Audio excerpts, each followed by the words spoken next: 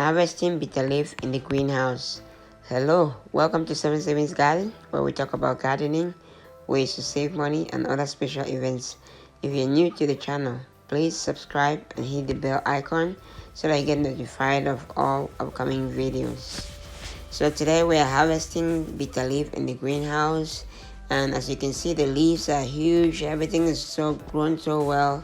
So we're gonna harvest it, and just gonna show you how we harvest it. We harvest the tip of the bitter leaf stem, and we harvest the big leaves and we use them. If you're interested in watching the whole process from start to end, harvesting to preparing and either cooking or storing, please leave us comments below and let us know if you're interested in something like that. Then we will try to see if we can do that, but if not, this is the harvesting process.